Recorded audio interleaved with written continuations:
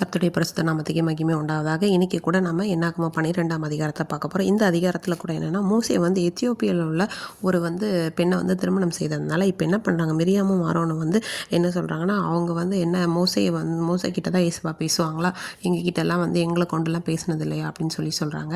இதில் மோசையை கொடுத்து ஒரு சாட்சி தேவனால் கொடுக்கப்படுது. மோசே பூமியில் இருக்கிற சகல மனிதரிலும் மிகுந்த சாந்த குணம் உள்ளவர்.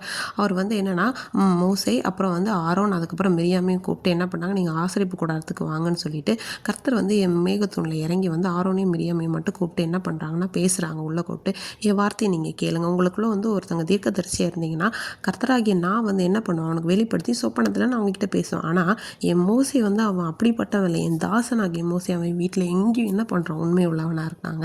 அவன் மறைப்பொருளாக இல்லை, அவன் கூட நான் முகமுகமாக பிரத்யட்சமாக பேசுகிறேன். இப்படி இருக்கும்போது நீங்கள் எப்படி என் பிள்ளைக்கு விரோதமாக நீங்கள் பேசலான்னு சொல்லி அவங்க கோபம் இயேசுவோட கோபம் அவங்க மேலே வந்துடுது.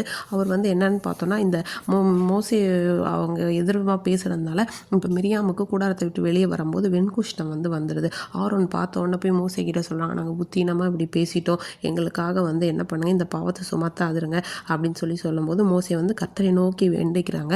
ஆண்டவரே நீங்கள் என்ன பண்ணுங்க, அவளை குணமாக்குங்கன்னு. அப்போ மோசையை பார்த்து ஏசப்பா சொல்கிறாங்க, ஒரு தகப்பன் அவருடைய முகத்தில் காரி துப்பினதுன்னா அவள் எப்படி 7 நாள் வெட்கப்படணுமோ அதே போல் அவள் 7 நாள் பாலத்துக்கு புறம்பே இருக்கணும்னு சொல்கிறாங்க.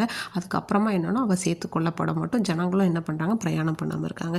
இன்றைக்கி கூட நம்ம வாழ்க்கையில் நம்மளை குறித்ததான சாட்சி மற்றவர்களிடத்தில் எப்படி இருக்குது, எப்படி தேவன் சொல்கிறாங்க, மோசே மாதிரி ஒரு சாந்த குணமும் இல்லை, அவனுடைய வீட்டில் எங்கேயும் உண்மை இல்லை. இன்றைக்கி நமக்கோ இல்லை நம்மை சார்ந்தவர்களுக்கோ அது இல்லாமல் நம்ம தேவனுக்கு அவருக்குடைய காரியங்களில் நம்ம எப்படிப்பட்ட உண்மை உள்ளவர்களாக இருக்கிறோம். இன்றைக்கி கூட நம்ம பல காரியங்களை குறித்து நம்மளும் மனிதர்கள் இருக்கிறபடினால கூரை காரியங்களை பேசுகிறோம். அப்படி இல்லாமல் நம்ம தேவனுக்கு முன்பாக சாந்த குணமுள்ளவர்களும் நீடிய பொறுமை உள்ளவர்களாக இருக்கும்போது கர்த்தர் அதற்கான கனத்தையும் அதற்கான உரிய எல்லா காரியங்களும் நம்ம வாழ்க்கையில் செய்கிறவா இருக்காங்க.